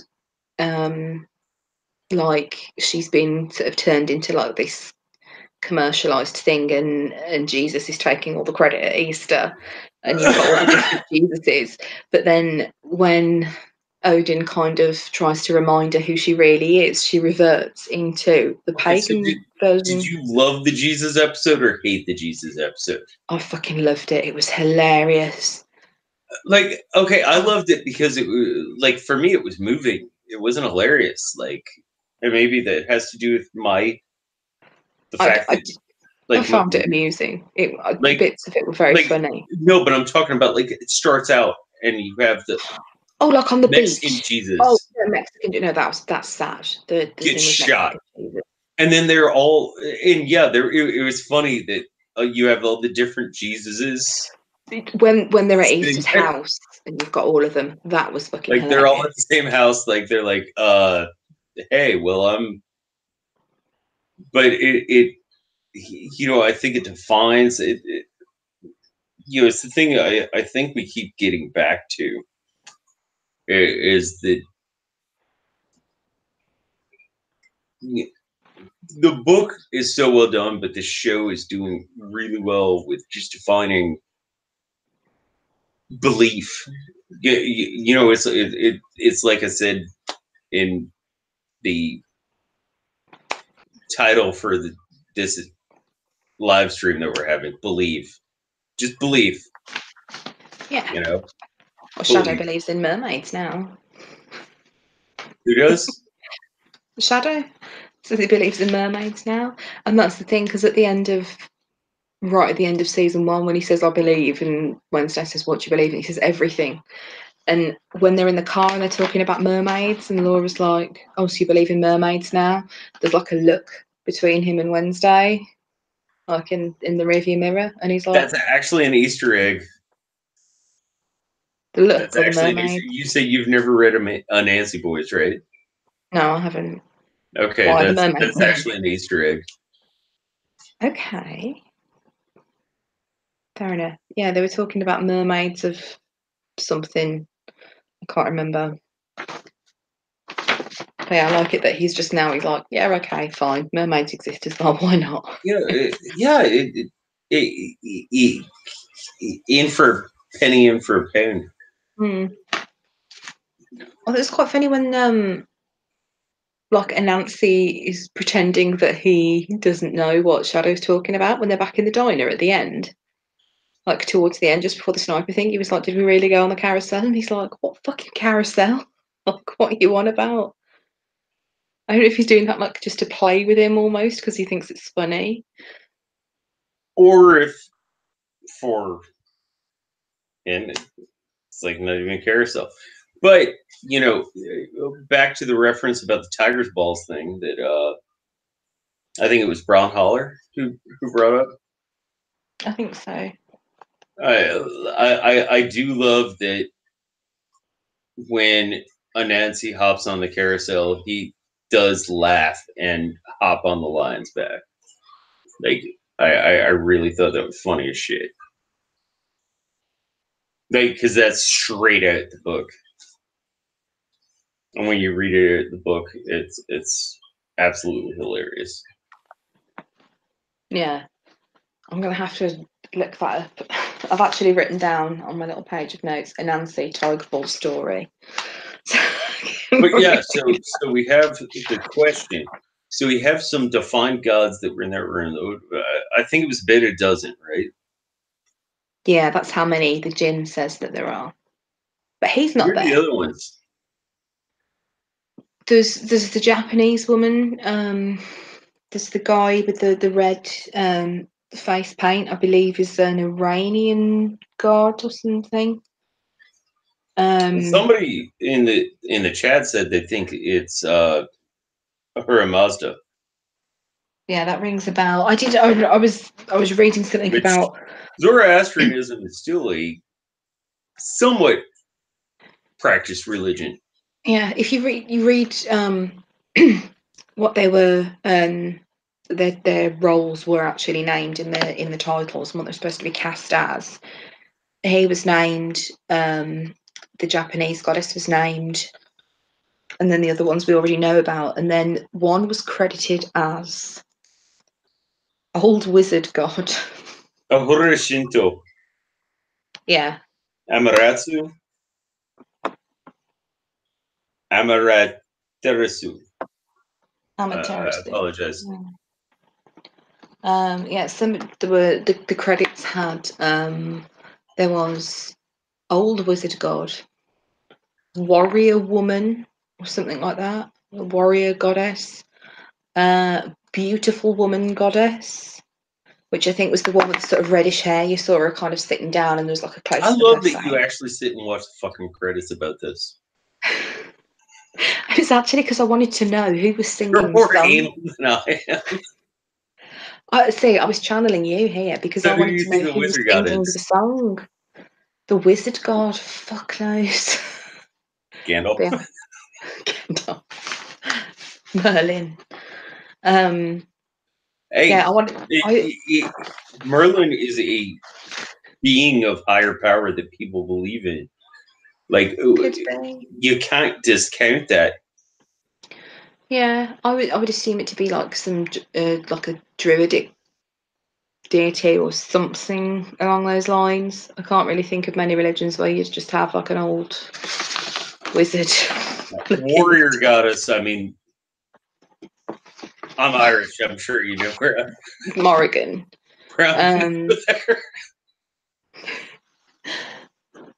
I mean, there's a few. I mean, you won't, I think, from what I remember, you only saw her from the back, so you couldn't see sort of what race she was or anything. You couldn't see anything. You know, she could have been a Valkyrie or like an Amazon warrior type, anything. Then one of them, I have no idea what the fuck this is supposed to be, was credited. There was a god who was credited as MJ Hobo God. I haven't even got a fucking clue what that means, let alone having a guess. M,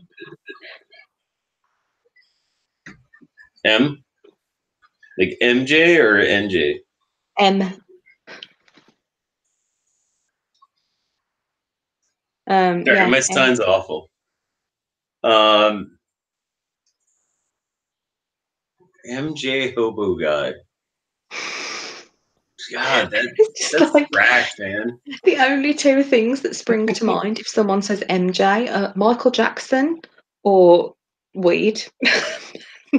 Dude, what I love is that Gaiman is, behind all this, and he's like, yeah, this is going to be totally different than the book. So any of you fuckers like John and Amy sitting out there, totally different. Like, you don't know everything. you know how it begins and you know how it's going to end, but all the shit in the middle, oh, yeah, we're going to do whatever. Yeah, I want to know what MJ Hobo God is. I'm a Peter Griffin. It's Michael Jordan is MJ for me. I love seeing my image with Johnny's voice. That's awesome. Hello, everyone. I'm John St. Baptiste. I just got my vampire wings. Why are you doing your little finger voice for that? Because I cannot fly. I don't have a little finger voice. No, but that's Johnny's little finger voice. Because it upsets John. I like whores. Look at my face. Can't you tell this face loves whores? Okay, I'll stop now. Oh dear. John's about No, to but I love the fact that what they're doing with the show, since Gaiman has so much input, is for people who've read this book, like once or ad nauseum, like you and I have. It's going to be in the same, and I'm going to guess end the same. Yeah. But all this shit in the middle, like, play with it. Like, awesome, cool. Yeah. This is something new for me to come across. It is. Why would I sit and watch the same thing I read? Because Game of Thrones. Hashtag Dorn sucks. Yeah. Yeah, we know. Which would you rather get rid of, Dorn or Lars? Like, if you had your choice, like it should have been Dorn or it should have been Lars. They're kind of on a par, really, aren't they? Lars isn't a bad drummer, but it was Lars over Cliff Burton, and it was Dorn and a fucking white polar bear over. God, this is getting derailed. Wolf. I still say it should have been Lars. Yeah. Should have been Lars. Yeah, I think so too. Maybe just but more direwolves would have been good. I don't know. That one's a toughie. Everyone does agree that you are Lestat in the chat. Hashtag John is Lestat. Lestat in the chat. Lestat was blonde. Yeah, Lestat was blonde, and he was. John can always put some sun in his hair. Oh, fucking hell, sunning. Does that still exist? It does. Can you believe it still exists? And it still makes your hair yellow and orange. 90s teenager staple, that was. We didn't got in sun in. I would say this, that John is just the most beautiful vampire I've ever seen, and his mouth does look like a cyclops. Oh God. If John was one of the I'm gonna have to think now. If you were one of Anne Rice's vampires, which one? What was what was the biggest thing y'all took away from this episode to kind of help y'all out here? Ha!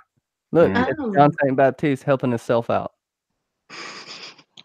Yeah, because otherwise we'll sit and gush about book to show shit for like 4 more hours. Yeah. Good call, Johnny. Oh, I'm really looking forward to the Mad Sweeney episode because I'd quite like the idea of seeing that whole battle and stuff. They do like the violence quite well in the show. There's not a huge amount of it, but when they do it so well. Yeah. Like the sniper scene. I mean, the guy's arm coming off was a little bit over the top, but the effects when the first one got shot in the head and the like brains just splatting onto the table, it was so fucking good. There's me whinging about saliva on a window, grossed me out, but that didn't. But that was really, really good. It's so well done. And not the thing where in season 1 when Shadow gets lynched and Laura comes in and just sort of completely annihilates all of the weird things that they look like mannequins. Is there like some proper term for them? Don't think there is. No, the children. Children, right? Yeah, the children. Yeah. And when she just like fucking annihilates them and stuff, again, like the gore stuff is done so well, and Laura herself actually. Do you like how much more Laura there is than in the book, or? I do. It's quite interesting that her character, like I said, that there's like maybe a thing with her and Mad Sweeney. It's like maybe they'll like do some weird pseudo romance thing with them or something, because you had like the thing with Shadow being a bit iffy with him when just after they've gone through the gate when they're going up to the house on the rock. There's a bit. I think just her character has been made so much more interesting. Like, yeah, I honestly, I'll take show Laura over book Laura any day. Yeah, definitely. Because, like, book Laura is a Deus Ex Machina in my eyes. She's kind of a bit of comic relief almost as well. In this, like the banter between her and Mad Sweeney's really good. Like fucking Dead Wife's just brilliant. Yeah. And Roadkill Rhonda. I like the dynamic that they've got going on between them. Like originally they just were like, obviously he was like, just give me back my fucking coin, and then she's like, who the fuck are you, kind of, and not taking any shit from him. But then like they've got a bit of a sort of not a friendship as such, but the fact that he actually gave her the coin back and everything, you know, it's kind of sweet. And well, it's not just that; it's the rules. He can't take that coin. She didn't give it to him. She has to give it, yeah. But it's, I don't know. There's something. I think that they're doing something a bit odd with their relationship, maybe in the show, and might make that more of a thing. Because he looked so annoyed with Bilquis as well. He didn't look happy when she was flirting with Laura. And what the fuck? Why? Was she so into Laura? That was fucking weird. It might key into her character. Like, I kind of just think of Bilquis as sex. Like, yeah, but like she's sex as a embodiment of.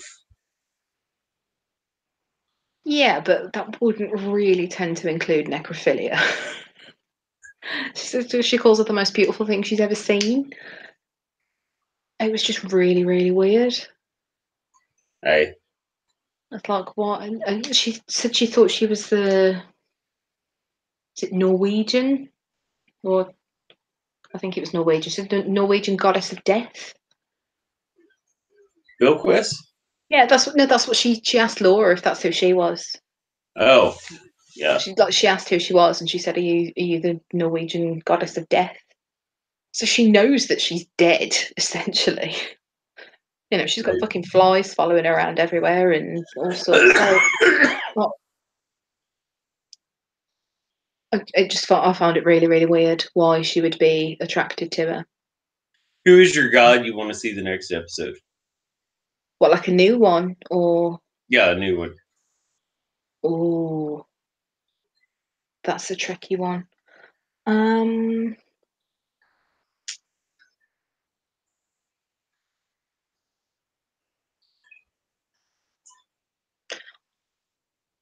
I think, can't remember. I think it would be good to see Ganesh. Yeah, we've not. Well, Ganesh is not going to be around until the end.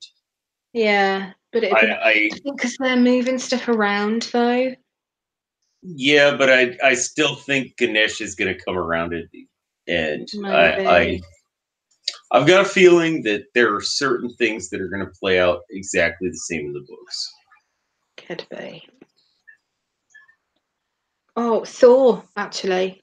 Thor's Now, Peter Griffin thinks that we need to see Whiskey Jack. I think yeah, I wonder. Too. I did wonder that because they mentioned him. Are they mentioning him just as an Easter egg for people that have read the book, or no? I think I think there will be Whiskey Jack. Yeah, but I think it's going to be a minute or two. I don't even think it'll be this season. He's not been cast in this season. The other people that have, sort of Bast, Baron Samedi, Thor, Elvis. Baron Samedi is in. Yeah. Oh, nice. He's going to be in this this season with his wife, and Samantha Blackcrow has been cast in it. Oh. And Columbia, whoever that is. I am waiting for Samantha Blackcrow. I probably one of my 10 favorite fictional characters of all time. Well, they're all going to be. They've all been cast. It doesn't say what episodes they're in yet. This is just on the shit. What's it on now? I took a screenshot. It's on the fandom wiki for American Gods. There's no spoilers or anything on there for the show. It is literally just who's been cast as well. That's how I knew. Yeah, but there are spoilers because they're saying who's going to be in here. Well, I suppose, but it doesn't sort of. Yeah, they're only saying who's been cast, not sort of how much they're going to be in it or which episodes.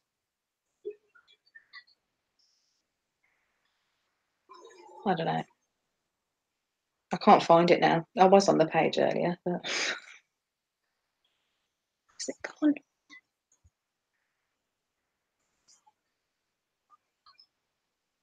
Was it? Yeah, it is. It's the fandom wiki. Oh, there was one thing as well that I hadn't mentioned. When Zoria dies, what her sort of last words were unfinished. So, I wonder what she was going to say because she says, "You're such a bad, good man," which is a fucking awesome line. And then she says, "I do not wish to shame my what?" That's that was really sad, though. Oh no! If anybody ever tells me that I'm a bad, good man, I could die happy. And then Wednesday, sort of when he's with her, because this kind of hinted at a past romance between them as well, I think. When he kind of says out loud to everybody, "Is this what it takes?" but says it again to himself. It's kind of open to interpretation how he meant that. like, was he actually asking himself that, as in, well, shit, you know, this wasn't what I'd intended to happen for my plan, or was I it kind of, well, if this is going to work to make them come onto my side, so be it. It's kind of ambiguous as to how he meant it, which I no, liked. we are making the assumption that everybody here has read the book Yeah. and watched, and watched season one and read the book and know how it's going to end. But I like how this was thrown in, because I felt like, at least for me personally, I felt like Wednesday was like, oh, Yeah. like I didn't really think this out. Like, Yeah. You got the impression, though, that even though that wasn't what was supposed to happen, like he didn't plan for that to happen, that he's already thinking about how he can use it in his favour. well, Neil Gaiman is famous for the quote, the cost of having what you want is getting what you wanted. Yeah, and it's not going to happen the way you thought. But yeah, I think he obviously feels bad, but on the other hand, he's sort of like, well, it works. It's still a means to an end almost. Like, he's not completely heartless about it, and Can't make an omelet. without breaking some eggs, that is true. Like, he didn't seem to really give a shit about any of the others that got killed, but they were, again, like the gods in the diner were different actors and actresses to the ones that we'd seen backstage. So they're like more unnamed ones. But yeah, there's not really much bother I about loved the backstage scene, by the way. that. What the way that was done was fantastic. Like, everything, the colours and everything in it was so good. And I liked how they'd got like sort of different light and stuff around them. Like, when Wednesday in his sort of Odin form, the light and stuff that was around him looks like lightning. Yeah, And then when his beard. Anansi said there's like the fire behind him, so it looked so good.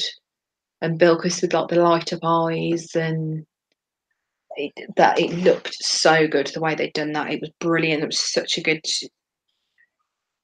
like, really well shot. Which is apparently surprising because their budget's not massive. No, it's Yeah, not like a Game of Thrones budget.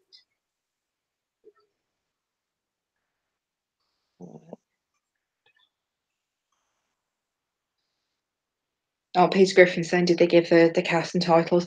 It's on IMDb, I think, who everyone was supposed to be, with all the weird god names. Yeah, I can't even begin to theorise about MJ Hobo. MJ Hobo. MJ Hobo God. But I wonder, was Shadow in This is going to keep me spaceship? up all night, right? It's still early for you. It's 10 to midnight here.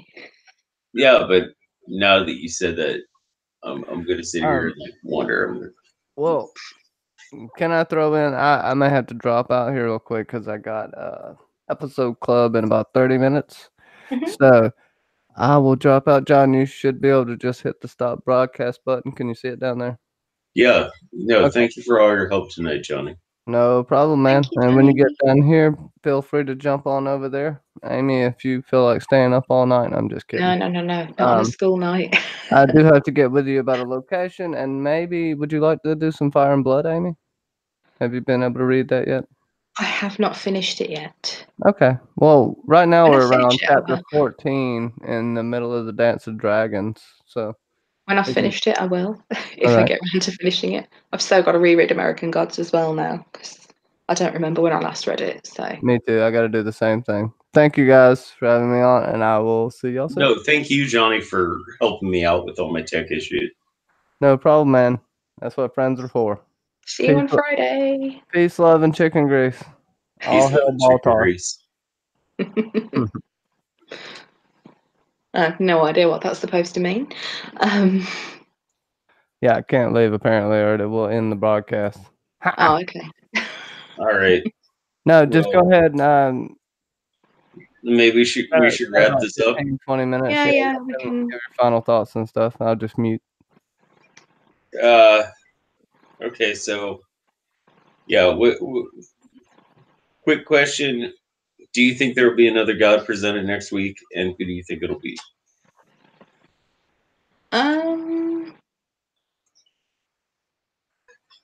No, I don't think there will be next week. I think we'll probably see more of the ones we saw in this episode in the aftermath of what happened at the diner. They might have another backstage meeting, maybe, in light of what's happened. Now that after that, I think they'll be more willing to be on Wednesday's side, as it were. And I don't know how much of it they can do. I wonder if we might see some more hints about Shadow's powers as such. Like Snow's not the only thing that he's got any sort of gift with, as it were. What rating would you give this episode? Or I'm gonna have to come up with something silly as well. I will give it 9.5 roadkill Rondas. We've got to stick with the rating thing we do on the other side. I'll give it 10 dead wives. I think this was a great season opener. I'll give it 10 dead wives. Dead wife. And I think there's a god we keep seeing, but we just keep forgetting about. Really? Are you going to elaborate? You read the book. No, we keep seeing this god. We just keep forgetting about him. I think that would be the most fucking hilarious thing that writers could do. No, you've lost me. You're gonna have to tell me. There's the god who who anyone who comes into contact with him always forgets. And there are like a million theories out there about who that god is, but nobody remembers him. Like nobody can remember his name. Nobody can remember who he is. He just pops up and does things and then goes. And nobody remembers him. So yeah, I think we just keep seeing him over and over again. Maybe. I really want to hear Wednesday say fucking Armenians. Also, as a book person, I really want that. I think he has swore a few times already in the show. No, but I really want to hear him say fucking Armenians, because it's funny because all the reference there is that the Greek gods all originated in Armenia. And in the book American Gods, there are no Greek gods, essentially. No. And Wednesday comes out of a meeting and sits in the car with Shadow, and he's like, fucking Armenians. And, like they just won't get involved at all. Yeah. Yeah. Okay, so predictions. Johnny needs to get out of here because he needs to be on episode club. So we need to get out of here because Johnny's like holding this shit together. He's the glue. Amy, thank you for sitting and chatting with me. We're going to talk next Wednesday. Yes. Because Wednesday is a fortuitous day to talk about American Gods, right? Well, exactly. It is. Puns galore. Let's see. John, you're the man. I'm good. Yeah, if you sniff me, you'll get high. Just want to give shout outs to Peter Griffin, Brian Holler, Mackenzie L. Burns, Lawrence Corner popped in, Al Red Sox fan, Sasa K, Amy True, Alicia Kingston, Bobby Catalano. Yeah, I know you're here, Amy. I think that's it for now. There's Just acknowledging the a shout couple out. other people popped in, but it only let me go so far back in the chat. Thank you all for coming out. John, I know you want to give a little something. This is your show. I just want to thank everybody who came out to talk about this. And I want to appreciate everybody who appreciates this show for how good it is. And please, Johnny, give it another try. Yeah, man. No problem. I'll give you a new drug. I will. I'll definitely check it out this week. It's two John faces talking to each other, so it's fucking hilarious. It's hilarious. But yeah, we'll get out of here, and so say we all. And what's some kind of saying from American Gods y'all can say? Oh, I Believe. What did the bullet say again? Believe. Oh, okay. Well, believe. Fuck, don't yell at me, John. Say it one more time so I can end it on that. Believe.